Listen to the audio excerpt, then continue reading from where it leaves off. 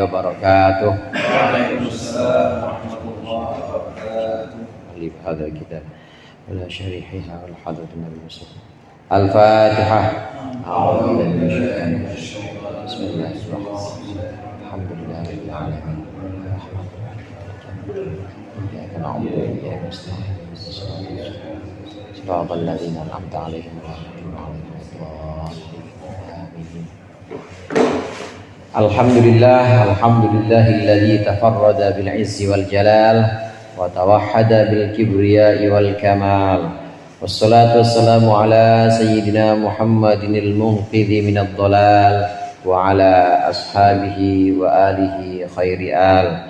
Amma ba'd, fa inna ahsanal hadithi kitabullah wa khairal hadi hadi Muhammadin Rasulillah sallallahu alaihi wasallam wa syarrul umuri muhdatsatuha wa kulla muhdatsatin bid'ah wa kulla bid'atin dhalalah wa kulla dhalalatin finnar.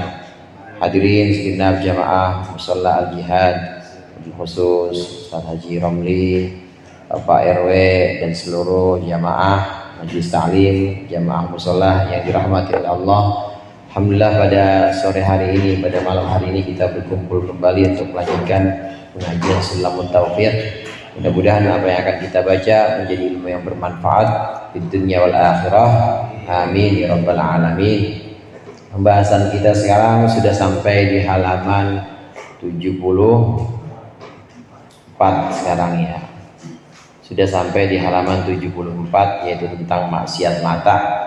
Maksiat mata artinya yang tidak boleh dilakukan oleh kita, dan biasanya yang melakukan adalah mata kita. Pembahasan sebelumnya maksiat perut itu tidak boleh dilakukan oleh kita, dan fokusnya adalah pada keharaman-keharaman yang memang dilarang sampai masuk ke dalam perut. Berikut ini adalah maksiat mata, yaitu perbuatan-perbuatan yang diharamkan, yang dilarang untuk kita, jangan sampai ini kita melakukannya. Fokusnya adalah pada mata, yaitu pada anggota badan mata. Qala al-musannif rahimahullah wa nafa'ana bihi wa bi'ulumihi wa bi barakatihi fid dharain amin. Wa min ma'asil aini an-nadharu ila an-nisa'il ajnabiyyati wa kadza nadharuhunna ilaihim. Dan termasuk maksiat mata itu adalah memandang, kita memandang kepada perempuan-perempuan ajnabiyah. Ajnabiyah itu bukan mahram dan bukan halilah. Wa kadza nadharuhunna ilaihim. Demikian juga haram termasuk maksiat mata, yaitu melihatnya ajnabiyah, melihatnya perempuan-perempuan ajnabi kepada laki-laki. Yang pertama dulu disebutkan di sini termasuk maksiat mata. Maksiat mata itu adalah seorang laki-laki memandang perempuan ajnabiyah atau perempuan yang bukan mahram dan juga bukan halilnya, atau sebaliknya perempuan yang bukan mahram, bukan halilah juga memandang laki-laki. Jadi dari sini bisa kita pahami dua arah tadi, saudara. Dua arah, baik perempuannya maupun laki-lakinya sama-sama haram dan sama-sama kena dosa kalau memandang. Memandang saja di sini, memandang kepada yang bukan mahramnya. Jamaah rahimakumullah, di sini ada mahram, ada ajnabiyah istilah di sini. Ajnabiyah, kemudian nanti saya sebutkan tadi juga ada mahram dan ada halilah. Ajnabiyah itu bandingannya atau lawannya adalah mahram. Kalau perempuan ajnabiyah pasti dia bukan mahram. Kalau perempuan bukan mahram pasti dia ajnabiyah. Siapa itu mahram? Mahram itu adalah orang-orang yang haram kita nikahi, itu namanya mahram. Siapa orang-orang yang haram kita nikahi? Ini ada 3 macam. Orang yang secara mahram, maksudnya haram dinikahi. Orang ada yang secara jalurnya, yaitu jalur nasab. Mahram secara nasab ini atau mahram dengan sebab nasab ini ada anak ke bawah, anak cucu mahram semua tuh ke bawah. Begitu juga bapak dan ibu ini ke atas, nenek. Terus atasnya nenek apa? Buyut, atasnya buyut. Cicit, atasnya icit. Cucut. Canggah, ada kalau orangnya namanya canggah. atasnya canggah, udek-udek, ya, atasnya udek-udek, gantung siwur, itu begitu. Kalau sama bawahnya begitu, ada cucu, anaknya cucu namanya cicit, anaknya cicit namanya buyut. Terus itu sampai tujuh turunan, sampai 7 emang lah kayak di situ. Nah ke atas semua namanya itu haram secara nasab. Begitu juga termasuk haram secara nasab itu adalah saudara laki-laki, ini haram secara nasab karena satu darah. Nah yang kedua ada mahram, ini haram kita nikahi, ini secara rodoah atau susuan. Meskipun sebenarnya bukan satu nasab, bukan kakak kandung atau adik kandung, tapi ternyata dia pernah nyusu bareng, namanya saudara susuan, maka disebut mahram juga. Haram kita nikahi. Ada orang namanya, ada bocah namanya Zaid, yang satu Zaid, yang satu namanya Hindun perempuan. Padahal jauh, yang Zaid rumahnya Petukangan, yang Hindun rumahnya di Jeger. Nah tapi pernah bareng-bareng nyusu satu ibu, walaupun bukan siapa-siapa, cuma nyusu bareng, namanya saudara susuan. Nah saudara susuan ini juga termasuk mahram. Termasuk diantara mahram juga ibu susuannya mahram juga. Yang ibu susuannya yang nyusuin dia itu juga mahram, haram dinikahi. Nah ada mahram yang disebut dengan bil musaharah, yaitu mahram sebab hubungan pernikahan mantu dengan mertuanya, itu mahram juga. Mantu dengan mertua ini mahram, tidak boleh dinikahi. Orang udah nikah sama anaknya, masa mau nikah sama bapaknya juga, namanya mahram bil musaharah. Mahram hubungannya dengan wudu, maka semua yang tadi saya sebutkan namanya mahram. Ini kalau sentuhan gak batal dan dia haram dinikahi. Nah konsekuensi lainnya, ini yang namanya mahram yang tadi saya sebutkan, maka melihat saling mandang tidak haram. Bapak mandang anaknya yang perempuan atau empok mandang adiknya laki-laki, haram, namanya mahram. Begitu juga mertua mandang mantunya, mantu mandang mertuanya, laki-laki maupun perempuan, dua arah sebaliknya itu tidak haram karena memang mahram. Nah di luar mahram ada yang namanya ajnabiyah, lawannya mahram. Ajnabiyah ini artinya orang yang halal kita nikahi, boleh kita nikahi maksudnya. Orang yang boleh kita nikahi itu namanya ajnabiyah. Pokoknya di luar yang tadi, di luar yang 3, sebab hubungan permantuan atau hubungan nasab atau susu atau satu susuan, selain 3 itu maka disebut dengan ajnabiyah. Ajnabiyah ini adalah orang yang boleh kita nikahi. Memandang ajnabiyah, perempuan ajnabiyah untuk kita hukumnya haram. Begitu juga memandangnya perempuan ajnabiyah terhadap kita yang memang orang asing untuk dia bukan mahram, maka hukumnya haram juga. Ini termasuk maksiat mata, termasuk maksiat yang pertama dari mata. Kemudian di sini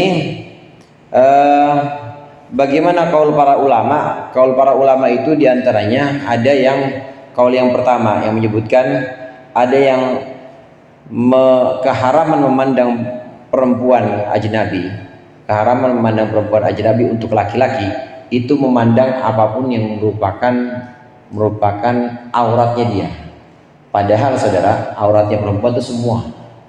Auratnya perempuan di luar sholat itu semuanya, termasuk muka dan juga telapak tangan aurat kalau di luar sholat. Tapi di dalam sholat perempuan itu auratnya semua badan kecuali telapak tangan dan muka. Boleh dibuka saat sholat, tapi di luar sholat maka seluruh badan. Kita boleh nggak memandang? Nggak boleh memandang perempuan. Terus bagaimana perempuan? Kaul yang pertama sama.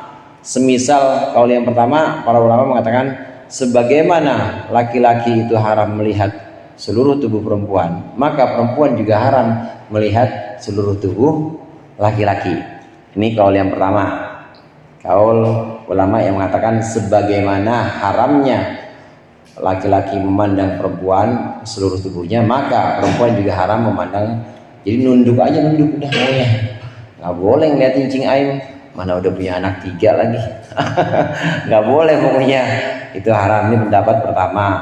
Kemudian pendapat yang kedua untuk menjelaskan permasalahan ini, ulama mengatakan perempuan itu seorang laki-laki tidak boleh melihat perempuan. Nah, sebagaimana laki-laki itu, maka perempuan juga tidak boleh melihat laki-laki sesuai dengan apa yang tersingkap dari auratnya. Maksudnya begini, kalau ada perempuan misalnya, memang dia mukanya dan telapak tangannya itu tidak ditutup, muka dan telapak tangan tidak ditutup seperti busana-busana muslim yang ada di Indonesia, maka orang perempuan itu boleh juga melihat laki-laki, yaitu muka dan telapak tangannya. Jadi sebanding. Jadi ini sebanding dengan larangan melihatnya laki-laki terhadap perempuan. Perempuan dia terlihat muka dan telapak tangannya dilihat sama laki-laki, nah maka perempuan ini juga boleh melihat muka dan telapak tangan laki-laki. Ini untuk menjelaskan batas mana yang diperbolehkan untuk laki-laki dan untuk perempuan. Nah, selain itu yang ingin saya sampaikan di sini, aurat di sini. Wa nadrul aurati. Kita lanjut dulu. Wa nadrul aurati dan memandang aurat. Fayahrumu nadrul rajuli ila syai'in min badanil mar'atil ajnabiyati. Maka haramlah untuk laki-laki melihat sesuatu dari perempuan ajnabi atau perempuan bukan mahram, ghairil halilati, yang bukan halilnya, perempuan yang halal. Wa yahrumu 'alaiha kashfu syai'in min badaniha.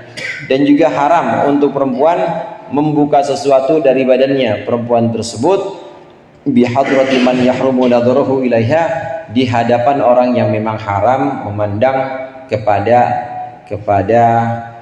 perempuan. Wa yahrumu 'alaihi wa 'alaiha kashfu syai'in. Dah sampai di situ dulu.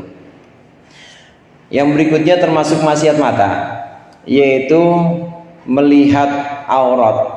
Tentu jelas orang melihat perempuan atau melihat laki-laki saja, untuk perempuan melihat laki-laki, untuk laki-laki melihat perempuan, itu melihat aja termasuk maksiat mata, karena bisa timbul fitnah atau bisa timbul keinginan-keinginan. Maka lebih-lebih dari itu memandang aurat. Memandang aurat ini tidak boleh, hukumnya haram dan termasuk maksiat mata. Termasuk maksiat mata. Ada dua di sini. Ada laki-laki dan perempuan. Pertama saya ingin bagi ada laki-laki dan perempuan.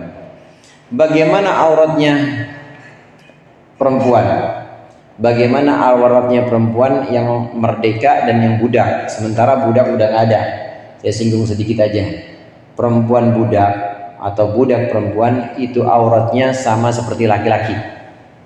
Sama seperti laki-laki merdeka. Apa laki-laki auratnya? Laki-laki itu auratnya adalah ma baina surrah wa rukbah, batas antara lutut dan pusar. Antara lutut dan pusar itu aurat laki-laki. Begitu juga budak perempuan seperti itu juga. Jadi bagaimana? Di atas pusar bukan aurat lagi.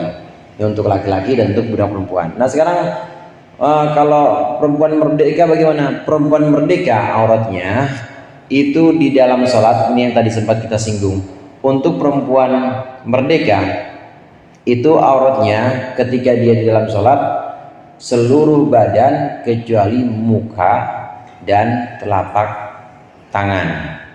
Ini di dalam sholat. Bagaimana di luar sholat? Di luar sholat seluruhnya tetap. Di luar sholat seluruh tubuh atau seluruh badan, seluruh badan dari perempuan itu adalah auratnya. Seluruh badan dari perempuan adalah auratnya. Nah, bagaimana untuk memahami ini? Untuk memahami praktek yang kita lihat di Indonesia. Bagaimana perempuan-perempuan yang kita lihat di Indonesia ini menutup auratnya. Maka para ulama ini membagi beberapa macam aurat untuk perempuan. Pokoknya sekarang kita mikirnya perempuan merdeka aja, soalnya udah gak ada budak. Pertama, perempuan merdeka itu kalau untuk orang yang bukan mahram itu adalah seluruhnya, seluruh auratnya adalah seluruhnya. Jadi bukan bapaknya, bukan saudara kandungnya misalnya, maka seluruhnya. Kemudian yang kedua, untuk yang mahram bagaimana? Nah, untuk yang mahram masih tetap ada aurat untuk yang mahram seperti saudara kandungnya, saudara kandung si perempuan, begitu juga bapak atau ibunya, itu adalah ma baina surra wa rukbah, yaitu anggota badan antara pusar dengan lutut. Contoh begini, ada saudara laki-laki, abang gitu ya, sama adiknya, ya udah sama-sama dewasa, maka si abang ini nggak boleh ngelihat auratnya ini adiknya, tapi auratnya lebih sedikit dibanding sama orang lain. Kalau sama orang lain ini adiknya perempuan seluruhnya, tapi kalau sama abangnya ini lebih longgar lagi auratnya. Apa itu ma baina surra wa rukbah? Yaitu antara pusar dengan lutut. Nah, kemudian yang ketiga, perempuan merdeka auratnya itu ketika dia bekerja. Ketika dia bekerja, misalnya dia lagi membersihkan atau dia ingin menghindari kotoran misalnya, ini maka boleh terlihat sedikit yang kira-kira untuk hajat atau untuk kebutuhan. Dia lagi kerja, kira-kira memang harus dilipat tangannya, atau lagi kerja atau lagi jalan memang ada kotoran dan harus sedikit dilipat ininya, bawahnya, misalnya pakaian bawahnya, gaunnya, maka diperbolehkan. Ini keadaan yang ketiga. Nah, kemudian keadaan yang keempat yang ingin saya sampaikan, poinnya di sini. Ketika dalam keadaan aman dari fitnah, maka perempuan auratnya itu sama seperti sholat. Coba saya ulang lagi. Saya tanya mau bawa apa ya? Auratnya perempuan ketika dalam sholat apa Pak? Seluruh? Kecuali muka dan telapak tangan. Maka di luar sholat, saat kondisinya memang aman dari fitnah, sama seperti sholat. Ini yang dipakai oleh ulama-ulama kita.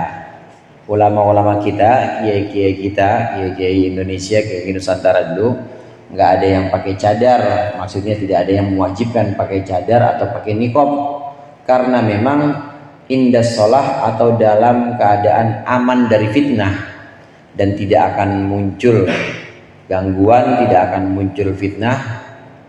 Jika perempuan pakai jilbab saja, telapak tangan terbuka dan nggak pakai niqab, itu tidak muncul fitnah, maka diperbolehkan perempuan seperti itu, seperti sholat. Jadi nggak perlu pakai niqab. Justru kalau menimbulkan fitnah, kalau pakai niqab atau pakai cadar, ini justru menimbulkan fitnah, dikira teroris, maka malah wajib membuka niqab. Begitu juga keadaan sebaliknya. Andai bukan di Indonesia, misalnya bukan di Indonesia, di negara lain gitu, di Suriah misalnya, kalau dia buka cadarnya menimbulkan fitnah, maka wajib pakai cadar. Nah, kalau di Indonesia bagaimana? Di Indonesia kalau dia pakai cadar, ini menimbulkan fitnah, maka wajib buka cadar. Jadi bagaimana? Harus yang aman dari fitnah, harus yang aman dari dugaan-dugaan orang atau prasangka-prasangka orang. Alhasil yang dipegang oleh ulama-ulama kita, aurat perempuan di luar sholat itu sama dengan di dalam sholat, yaitu seluruh badan kecuali muka dan telapak tangan, karena memang menganggap bahwa ini adalah dalam kondisi aman dari fitnah. Aman dari fitnah, maka tidak perlulah pakai cadar, tidak perlu juga pakai penutup semuanya, segala dipakai sarung tangan dan lain sebagainya, sampai matanya doang kelihatan. Nggak perlu seperti itu, karena justru kalau seperti itu akan menimbulkan fitnah. Ini pendapat ulama Syafi'i. Saya nggak ngambil madhab lain, tetap masih pendapat ulama Syafi'i. Nah, adapun madhab lain yang juga dipakai ulama kita, itu pendapat Imam Abu Hanifah. Imam Abu Hanifah mengatakan ini secara mutlak, dalam keadaan apapun, dalam keadaan bagaimanapun kondisinya, aman dari fitnah ataupun tidak, aurat perempuan itu sama di luar sholat maupun dalam sholat sama. Jadi untuk di luar sholat itu tetap diperbolehkan buka mukanya tanpa cadar dan juga buka tangannya. Ini menurut Imam Abu Hanifah. Dari sini hadirin bisa kita perkuat bahwa yang sudah ada dalam praktek Indonesia dalam praktek Islam kita, Islam yang ada di Indonesia, maka sesungguhnya itu adalah berdasarkan madhab yang memang sudah muktamad atau sudah dijadikan pegangan. Saya sampaikan tadi madhab Imam Syafi'i, madhab yang memang kita gunakan di Indonesia, ini prakteknya memang memperbolehkan ketika aman dari fitnah boleh, nggak usah tutupan semua, boleh seperti jilbab orang tua kita dulu, cukup muka sama telapak tangan aja jadi buka.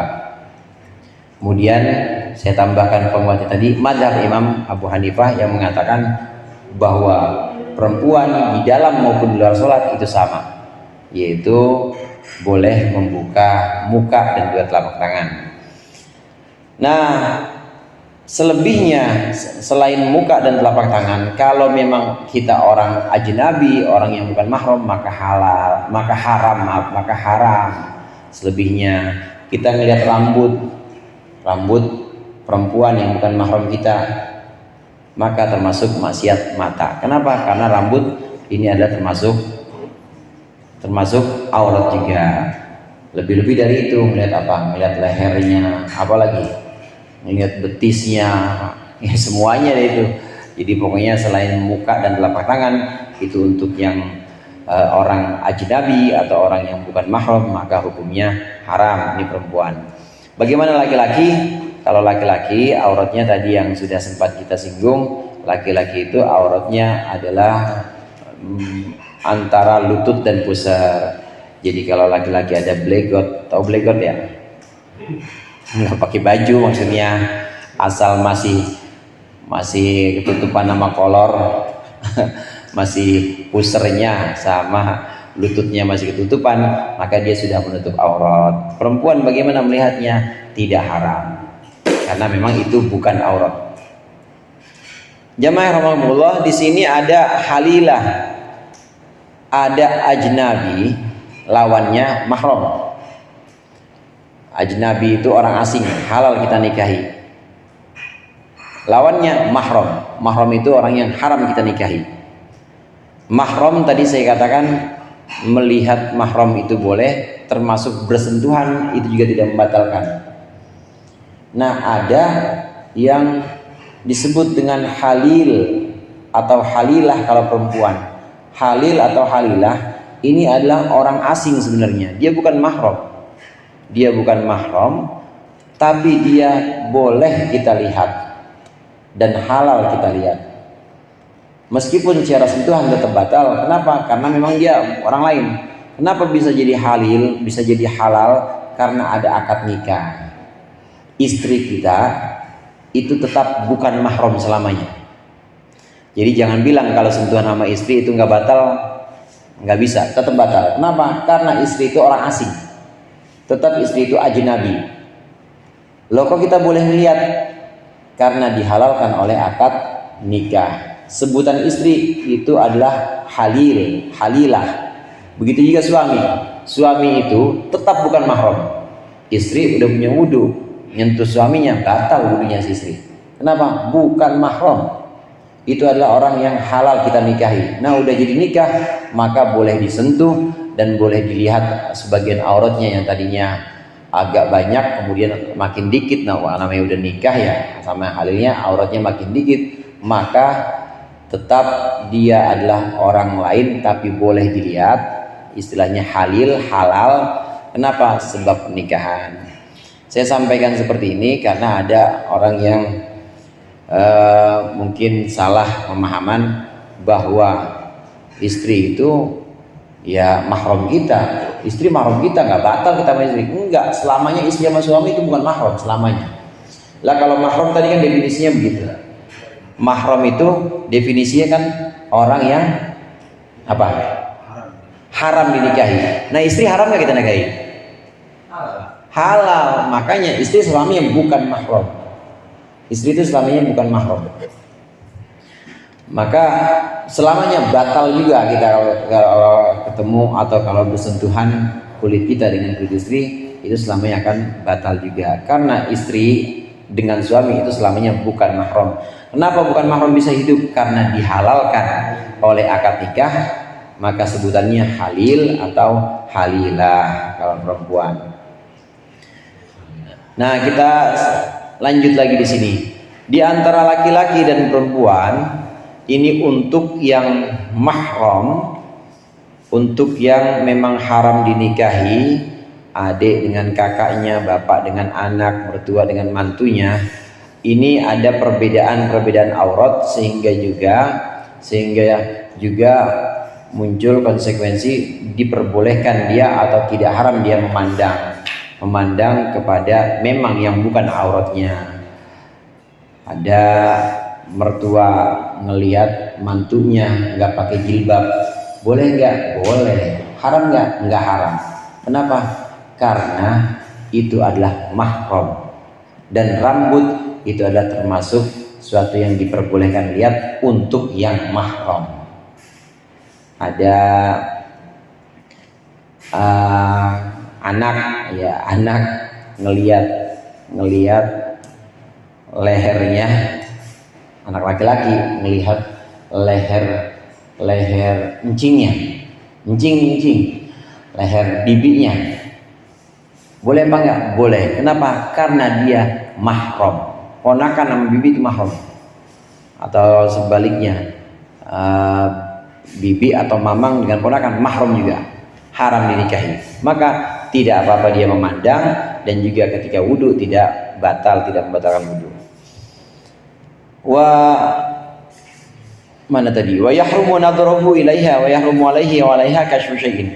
Dan juga haram untuk laki-laki maupun perempuan membuka sesuatu antara surrah war rukbah, baina surrah war rukbah, antara pusar dengan lutut, bihadrati matla'in al aurati, di hadapan orang yang bisa melihat aurat, walau ma'a jinsin wa mahramiyatin, meskipun bersama satu jenis dan satu mahramiyah, ghairi halilin, kecuali yang memang sudah jadi halalnya.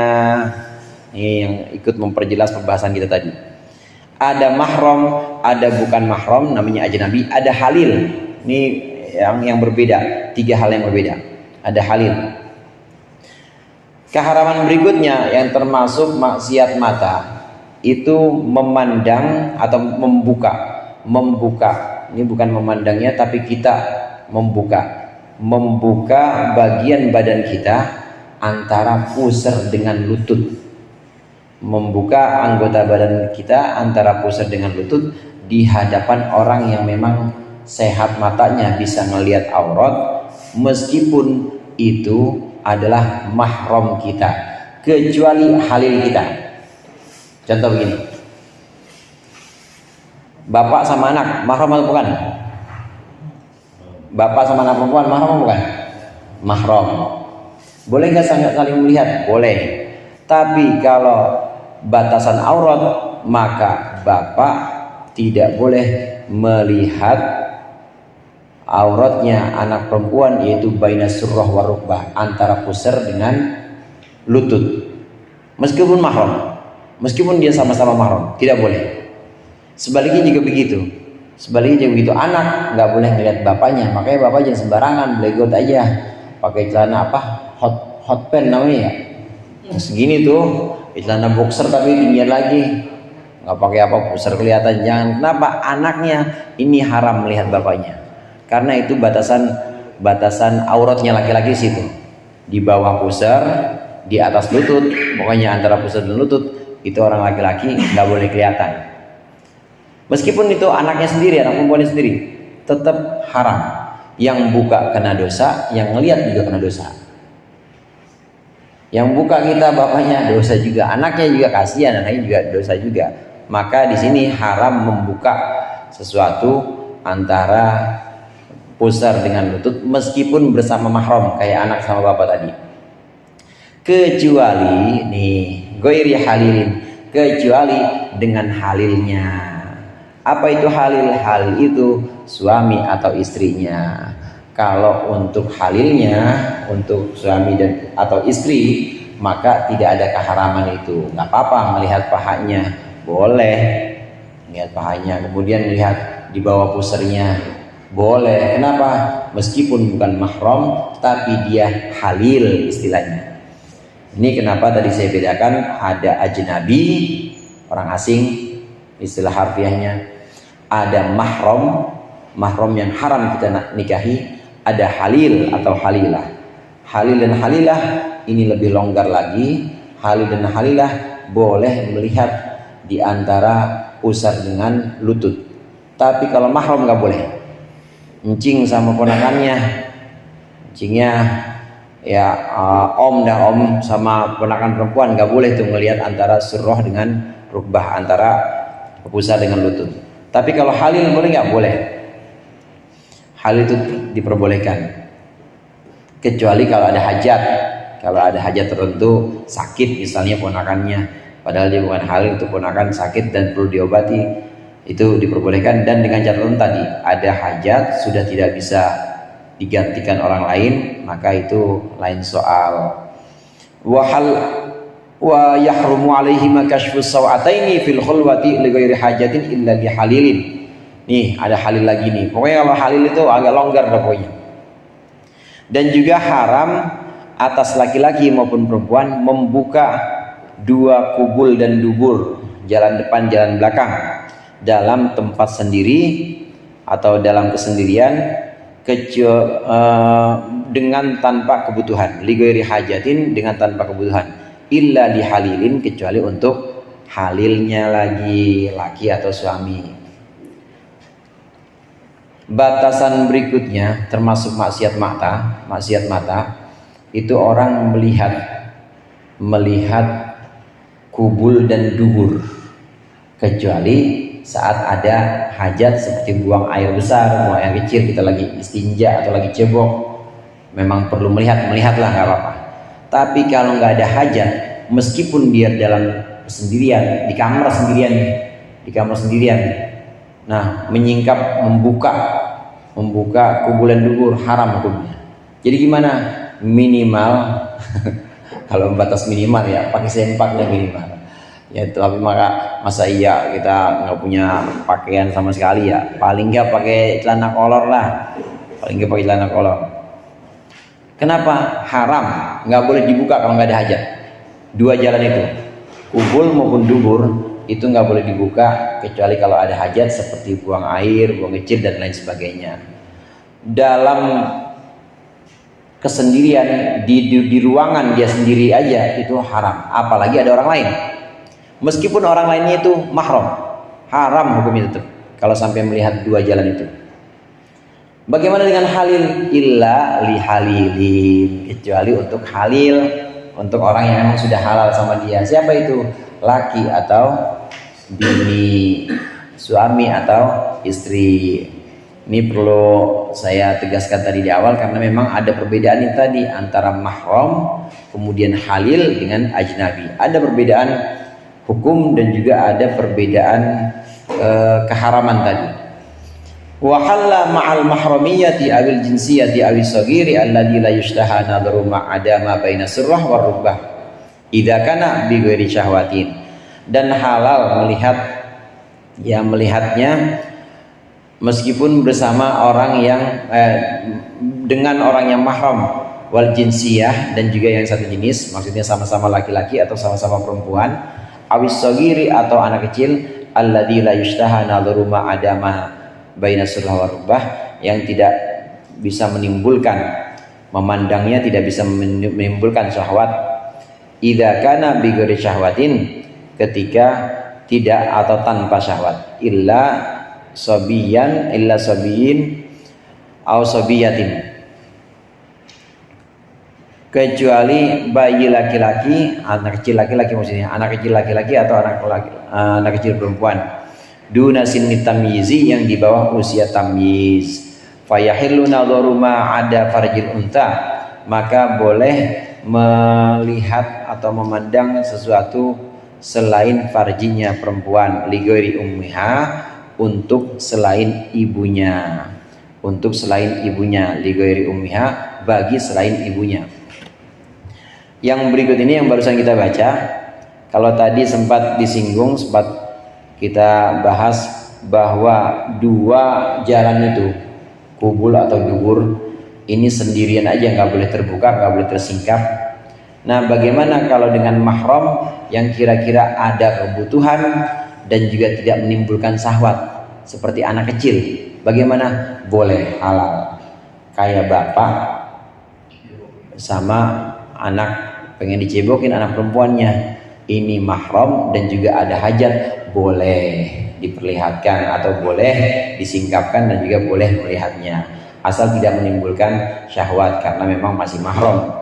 Kalau orang normal mah emang gak bakal syahwat, ya sama anak sendiri atau sama saudaranya sendiri, saudara kandung, itu gak bakal muncul syahwat. Kalau tidak muncul syahwat, maka hukumnya halal, tidak apa-apa untuk anak kecil. Ini pun bapak-bapak hadirin, ini pun anak kecil yang memang di bawah usia tamyiz. Tamyiz itu usia anak-anak yang sudah memungkinkan dia makan sendiri udah bisa, minum sendiri udah bisa, istinja, buang air kecil, buang air besar, dan ceboknya udah bisa sendiri. Kalau itu anak udah bisa sendiri, namanya sudah mumayyiz. Kalau sudah mumayyiz, maka sudah tidak diperbolehkan lagi memandang itu, meskipun mahram. Kita buat mempermudah, kita coba misalnya usia tamyiz itu 7 tahun ya. 7 tahun udah bisa belum tuh cebok sendiri? Udah kali ya, 7 tahun dah. Nah, di bawah 7 tahun bapak sama anak perempuannya atau ibu sama anak laki-lakinya memandang kubul atau dubur di bawah usia tamyiz, di bawah 7 tahun nih boleh masih. Tapi di atas udah nggak boleh lagi. Di atas 7 tahun udah biar dia cebok sendiri. Nah, ini di bawah usia tamyiz dan di atas usia tamyiz ada perbedaan hukum, maka tidak mutlak diperbolehkan. Nah, ini anak saya sendiri kok, ya udah 15 tahun tetap nggak boleh kalau di 15 tahun karena udah di atas usia tamyiz, usia mumayyiz. Ini hubungan maksiat mata yang berkaitan dengan aurat dan berkaitan dengan lawan jenis, laki-laki dengan perempuan, ada mahram, ada ajnabi, dan ada halil tadi. Nah, yang berikut ini termasuk maksiat mata, tapi kaitannya bukan dengan aurat, tapi dengan ngece atau dengan merendahkan.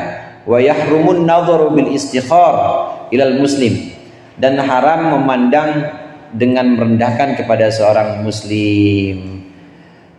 Dalam Al-Quran itu disebutkan, dalam Al-Quran, wa idza marru bihim yataghamazun, orang-orang musyrik Quraisy saat itu kalau melihat orang-orang muslim, melihat sahabat Nabi Muhammad, itu pandangannya pandangan ngece, merendahkan. Ya, begitu.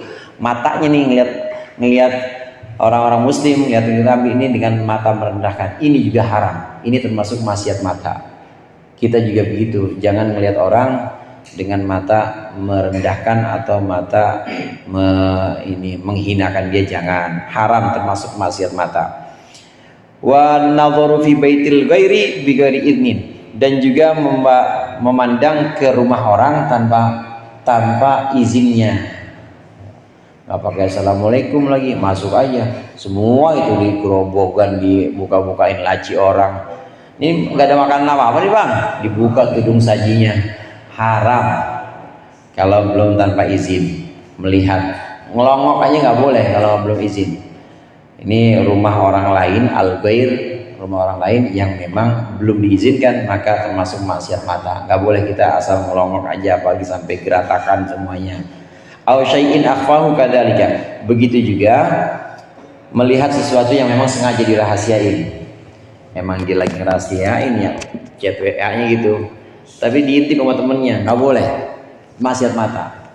Ya, saya lagi baca begini nih, lagi baca WA, Haji Romli samping saya, gini-gini aja ngelirik, maksiat mata itu. Kepo sekarang, lu kepo aja sih, nah itu nggak boleh, termasuk maksiat mata juga. Melihat sesuatu yang memang dirahasiakan oleh orang yang memilikinya, termasuk maksiat mata. Wa musyahadatul munkar idza lam yunkir au yuhdar wa yufarik, dan juga melihat kemungkaran ketika dia tidak mengingkarinya. Maksudnya dengan senang hati dia setuju terhadap kemungkaran itu, dan juga tidak ada alasan atau tidak bisa dimaafkan, dan juga dia tidak bisa, maka itu juga termasuk maksiat mata. Ini ada di satu kampung misalnya, dia tahu kalau di sana itu ada kemungkaran, orang laki-laki sama perempuan sampai larut malam kumpul-kumpul, itu kan kemungkaran yang seperti itu. Dinasihatin udah, nah tapi orang ini si Zaid ternyata tidak mengingkari ini. Artinya tidak mengingkari, dia fine-fine aja dan setuju-setuju aja, maka dia melihat itu termasuk maksiat mata. Lain hal kalau dia dalam hatinya memang mengingkari atau tidak setuju dengan perbuatan kemungkaran itu. Kalau dalam hati memang dia sudah tidak setuju dan sudah mengingkari perbuatan itu, dia dianggap itu perbuatan yang bejat. Kebetulan dia lewat kelihatan, maka tidak termasuk itu, tidak termasuk maksiat. Ini yang menjadi masalah. Kalau dia itu tetap setuju, tidak mengingkari, dan dia melihat, maka termasuk maksiat mata. Ini berdasarkan satu riwayat hadis bahwasannya sabda Rasulullah, ma min qaumin amilu bil ma'asi wa fihim man yaqdiru ayyunkiru alaihim falam yaf'al illa yushiku ayyummahumullahu bi'adab. Kalau ada satu kampung kemudian melakukan satu maksiat, padahal di situ ada satu orang yang bisa mencegahnya, tapi dia tidak mencegah, hati-hati, siksa Allah segera turun di situ. Nah, tapi kalau memang tidak ada kekuasaan satu orang ini, atau ada orang tapi dia memang dia tidak kuasa untuk mencegah itu, maka itu termasuk yang ditolerir atau termasuk yang dimaafkan. Cuma tetap batasannya adalah hati harus bilang saya enggak setuju, karena itu al-aful iman, minimal di hati itu harus kita ingkari. Kalau kita nggak bisa juga terpisah dari kampung itu, mau pindah juga bingung, banyak-banyak zikir aja, banyak-banyak zikir, banyak-banyak sibukkan diri kita dengan istighfar dan dengan zikir yang lain, supaya kita jangan termasuk orang-orang yang tadi, orang-orang yang Allah siksa sebab segelintir orang, tapi karena Allah udah marah, yang kesalahan ikut kena juga azabnya. Naudzubillah.